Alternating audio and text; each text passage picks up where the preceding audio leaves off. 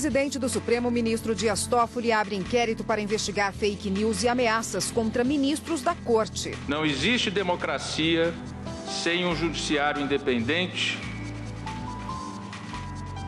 e sem uma imprensa livre. STF decide que Justiça Eleitoral pode julgar casos de Caixa 2 que tenham ligação com outros crimes. Peço Viana para seguir a minha posição desde que aqui cheguei, na linha de manter a jurisprudência do Supremo Tribunal Federal. Madrasta diz no tribunal do júri que morte de Bernardo foi resultado de sequência de erros. Eu errei do começo ao fim. Ministério Público de São Paulo vai apurar se organização criminosa na chamada Deep Web está por trás do massacre na escola em Suzano.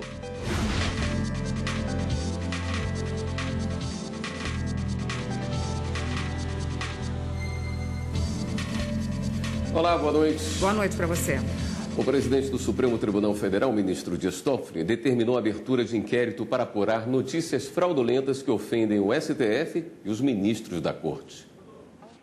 O anúncio foi feito pelo presidente do STF logo no início da sessão plenária. Considerando a existência de notícias fraudulentas, conhecidas como fake news, denunciações caluniosas, ameaças e infrações revestidas de ânimos caluniante, difamante e injuriante que atingem a honorabilidade e a segurança do Supremo Tribunal Federal, de seus membros e familiares, resolve, como resolvido já está, nos termos do artigo 43 e seguintes do Regimento Interno, instaurar inquérito criminal para a apuração dos fatos e infrações correspondentes em toda a sua dimensão. A portaria já foi publicada nesta quinta-feira. O ato leva em consideração que é atribuição regimental do presidente do Supremo proteger os princípios institucionais da Corte. Não existe Estado democrático de direito. Não existe democracia sem um judiciário independente e sem uma imprensa livre. Esse Supremo Tribunal Federal sempre atuou na defesa das liberdades, e em especial da liberdade de imprensa e de uma imprensa livre em vários dos seus julgados. Não há democracia sem um judiciário independente e sem uma Suprema Corte como a nossa, que é a que mais produz no mundo. O ministro Dias Toffoli não citou quais casos levaram a Corte a abrir o inquérito. A investigação já foi instaurada e agora corre em segredo de justiça. O Supremo já teve uma iniciativa como essa em outra ocasião. No ano passado, a segunda turma do STF abriu um inquérito para apurar abusos no uso de algemas em Sérgio Cabral, ex-governador do Rio de Janeiro. A ideia da investigação era reunir material para análise de eventual violação de direitos humanos e de descumprimento da súmula vinculante 11 do STF, que só permite o uso de algemas em caso de resistência, receio de fuga ou de perigo à integridade física por parte do preso ou de terceiros. Para o inquérito aberto hoje, o presidente do Supremo designou o ministro Alexandre de Moraes para conduzir a investigação. Aceito a designação e iniciarei imediatamente os trabalhos. O Conselho Federal da OAB apoia a decisão do presidente do Supremo, o ministro Dias Toffoli, de determinar a investigação de ataques e notícias falsas contra o STF. Na mesma linha, manifestaram apoio à Associação dos Juízes Federais, a Associação dos Magistrados Brasileiros e a Associação dos Magistrados da Justiça do Trabalho. As entidades reforçam o que disse o ministro Dias Toffoli, de que não existe democracia sem um judiciário forte e independente e sem uma imprensa livre. E na sessão plenária de hoje, os ministros também finalizaram o julgamento e decidiram que a Justiça Eleitoral pode julgar crimes comuns, desde que tenham relação com os crimes eleitorais. A repórter Carla Lucena acompanhou a sessão e ao vivo tem os detalhes para a gente. Boa noite, Carla.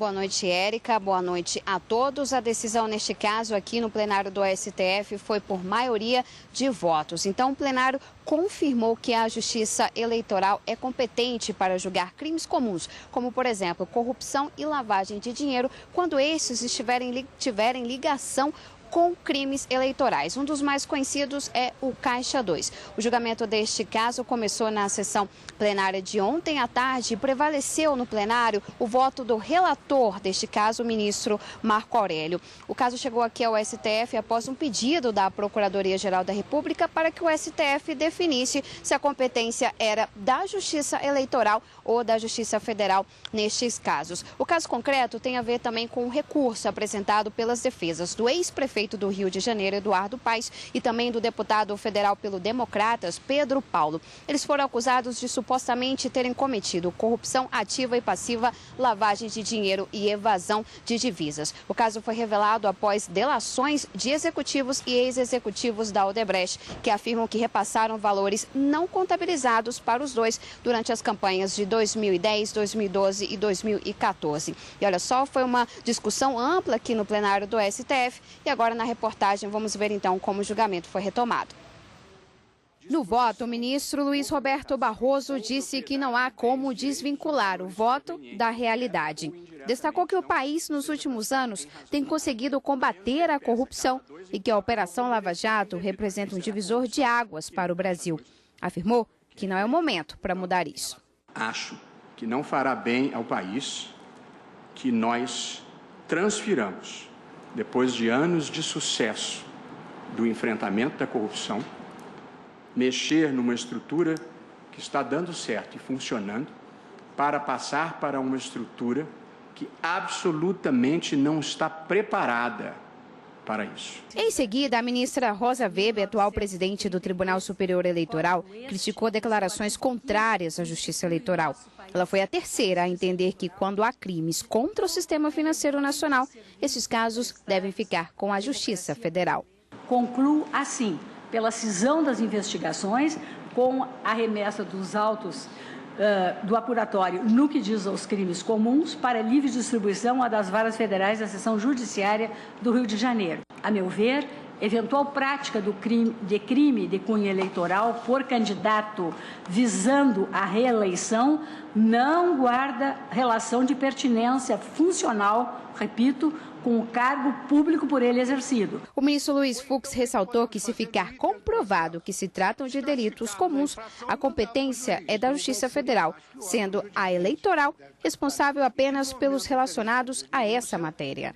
O artigo 109, inciso 4º da Constituição Federal, à luz do desenho institucional das competências jurisdicionais constitucionais, atribui à Justiça Federal competência para o processo de julgamento de todos os crimes federais, com exceção dos crimes eleitorais estrito sensu e dos crimes militares. A competência da Justiça Federal e a competência da Justiça Eleitoral são absolutas e impedem a prorrogação por conexão.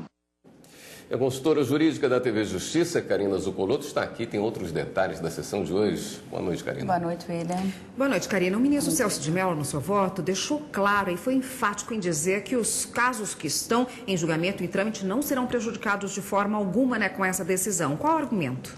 Aqui o ministro disse que não haveria qualquer prejuízo para essas investigações, porque com essa decisão do Supremo Tribunal Federal, em declinar da competência da Justiça Federal para a Justiça Eleitoral, para esses outros crimes, corrupção ativa, passiva, lavagem de dinheiro e evasão de divisas, e conexos com o crime eleitoral, quem vai processar e julgá-los vai ser um juiz de direito. Por quê? Porque na Justiça de Primeira Instância Eleitoral não há juízes eleitorais propriamente ditos. Quem faz as vezes do juiz eleitoral na primeira instância é o juiz de direito que atua, que tem jurisdição, que vai atuar lá no Tribunal de Justiça. E ele já está acostumado, o juiz criminal, em processar e julgar também crimes de corrupção ativa, passiva, lavagem de dinheiro. E junto com o juiz de direito, que vai ser também o juiz eleitoral dessas investigações e desses casos, haverá atuação também do Ministério Público Estadual para fazer as vezes no papel eleitoral. Então, por essas razões e outras várias que ele trouxe no seu voto, um voto um pouco mais alongado e bastante aprofundado, como sempre, o ministro Celso de Mello, não haverá qualquer tipo de prejuízo para essas investigações, ao contrário do que muitos estão dizendo. Essa foi a tônica do voto do ministro Celso de Mello. E essa grande discussão que acabou tomando toda a sessão plenária da tarde de ontem, quarta-feira, no plenário, e desta quinta-feira, tem fundamento constitucional no artigo 5º, na medida em que se define como um direito fundamental de todos, que ninguém será sentenciado e nem processado, senão por uma autoridade judiciária competente. E os ministros do Supremo, nesses 2 dias de sessão plenária, se debruçaram justamente para decidir quem seria a autoridade judiciária competente para processar e julgar esses crimes comuns, desde que conexos com os eleitorais. Maioria formada no plenário, 6 ministros decidiram que quem deve processar e julgar é a Justiça Eleitoral. E é lá quem vai decidir, o juiz que vai decidir se os processos permanecem lá e existe efetivamente o crime eleitoral ou se devem seguir para a Justiça Federal. Mas essa foi a decisão num placar apertado. O ministro Dias Toffoli acabou dando o voto de qualidade ali, né? O último a votar, um placar de 5-5. A maioria que se formou foi nesse sentido. Vai para a Justiça Eleitoral, então, desde que esses crimes comuns sejam conexos ao eleitoral. A cobertura ainda mais aprofundada no programa Plenários no final de semana. Exatamente. Obrigado pela sua presença aqui, Karina. A Polícia Civil de São Paulo pediu à Justiça a apreensão de um menor de 17 anos, suspeito de ter participado do massacre na escola Raul Brasil, em Suzano, região metropolitana de São Paulo. O adolescente também estudou na escola. A polícia não divulgou qual teria sido a participação dele no crime. O Ministério Público de São Paulo vai apurar se uma organização criminosa na internet está por trás do massacre em Suzano. Um promotor do júri e o Grupo de Atuação Especial de Combate ao Crime Organizado, o GAECO, querem saber se Guilherme Tauti Monteiro, de 17 anos, e Luiz Henrique de Castro, de 25, foram incitados ao crime por membros de um fórum hospedado na Deep Web ou Dark Web, um segmento da internet que não pode ser encontrado por buscadores como Google e favorece o surgimento de redes e sites anônimos. O Ministério Público atuará diretamente com a Polícia Civil, que já investiga o caso e busca saber qual a motivação do crime. Hoje, os corpos das vítimas foram velados e enterrados. A maior parte optou por um velório coletivo na Arena Suzano. Além dos parentes e amigos, mais de 1.000 pessoas foram prestar as últimas homenagens. E no próximo bloco, julgamento do caso Bernardo. Madrasta diz que morte foi por sequência de erros. Eu errei do começo ao fim.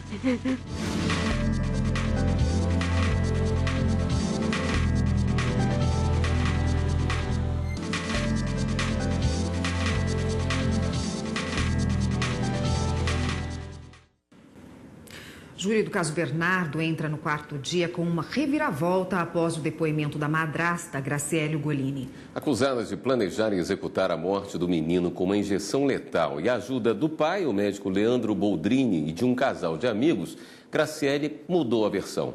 Hoje, a madrasta admitiu ser a única responsável pela morte do enteado.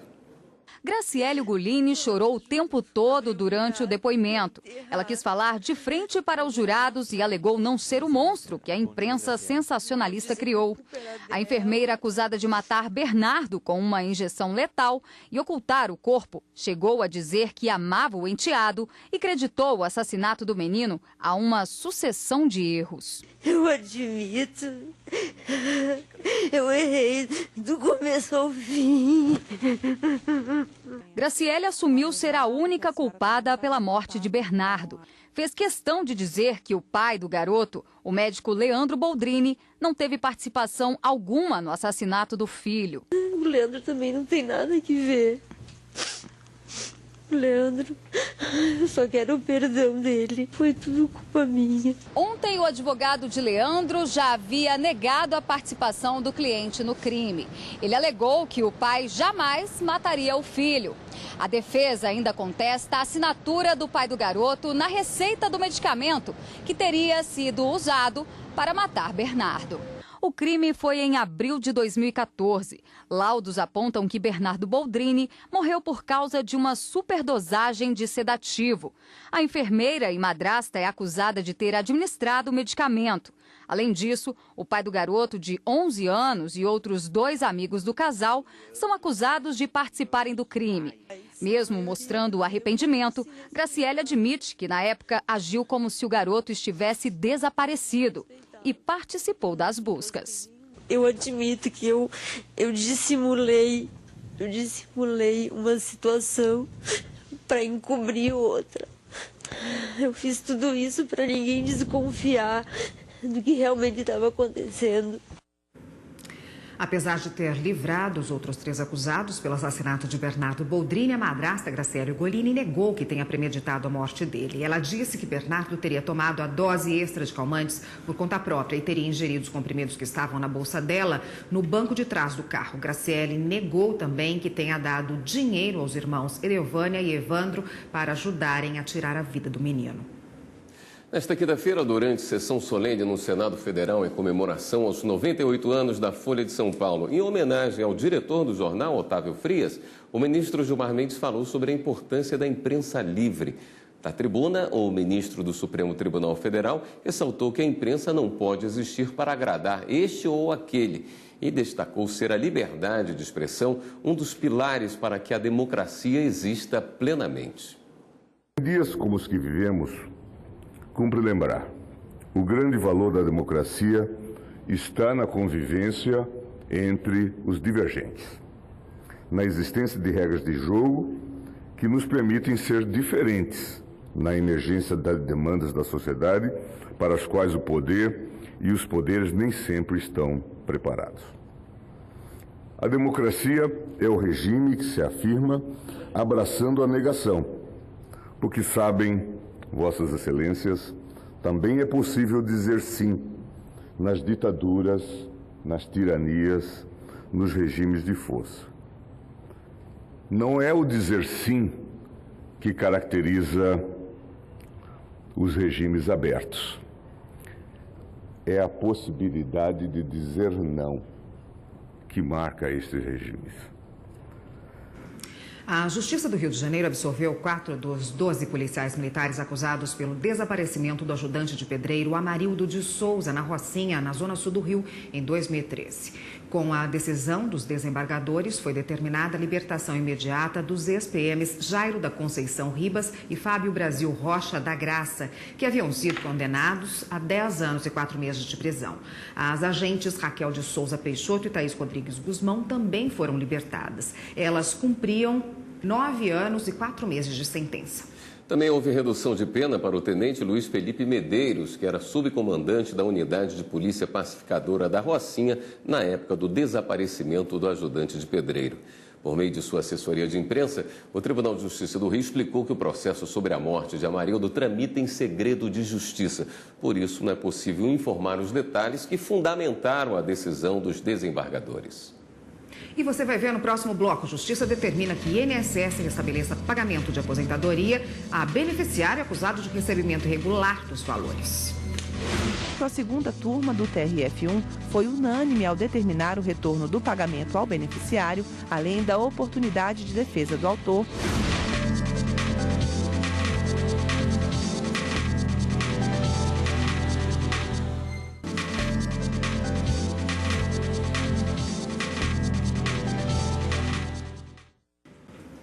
O Tribunal Regional Federal da Primeira Região, com sede em Brasília, determinou ao INSS que estabeleça o pagamento de aposentadoria a um beneficiário acusado de recebimento irregular dos valores. A decisão vale até que sejam cumpridas todas as fases do processo administrativo. O Instituto de Seguridade Social, o INSS, havia suspendido o benefício de aposentadoria de um segurado com o objetivo de instaurar processo administrativo e investigar irregularidade na concessão.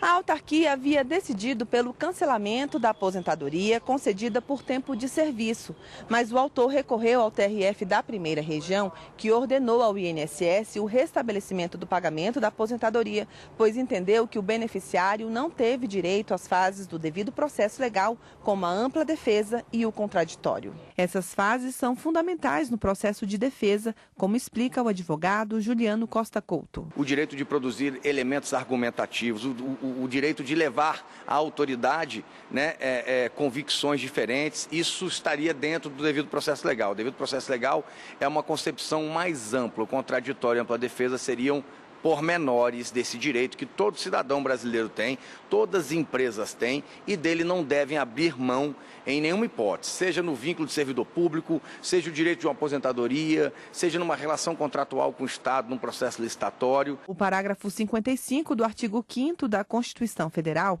estabelece que a ampla defesa e o contraditório estão assegurados aos litigantes em processo judicial ou administrativo e aos acusados em geral. Caso o órgão ou a entidade não respeite isso, a decisão que ele vier a tomar depois pode ser nula de pleno direito. Ela pode ser declarada ilegal pelo judiciário. O relator do caso foi o desembargador federal João Luiz de Souza. Ele explicou que a administração pública pode, a qualquer tempo, rever seus atos para cancelar ou suspender benefício previdenciário concedido irregularmente, desde que o faça mediante procedimento administrativo que assegure ao beneficiário o devido processo legal.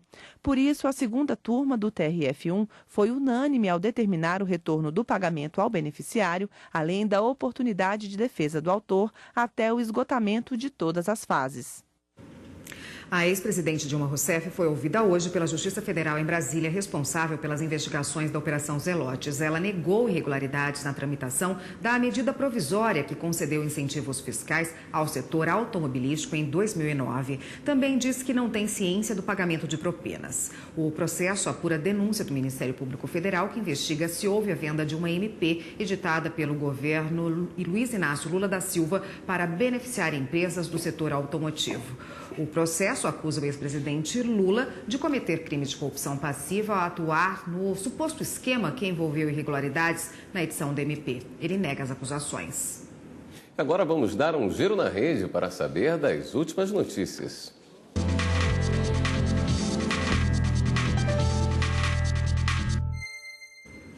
Vamos então à redação do Jornal da Justiça, falar hoje com a Fernanda Porto, que é quem tem as novidades para a gente. Boa noite, Fernanda. Boa noite, Érica. Boa noite, William. Boa noite para todos que nos acompanham. Hoje, o giro começa com a notícia que o acordo entre o Ministério Público Federal e a Petrobras para a destinação de multa paga pela estatal está sendo questionado no Supremo Tribunal Federal. Duas ações foram ajuizadas. Uma foi feita pela Procuradora-Geral da República, Raquel Doge, que pronunciou que a homologação atribui ao MPF função que extrapola limites constitucionais. Esse mesmo argumento embasou a segunda ação ajuizada em conjunto pelo PT e pelo PDT. O ministro Alexandre de Moraes é o relator das duas ações.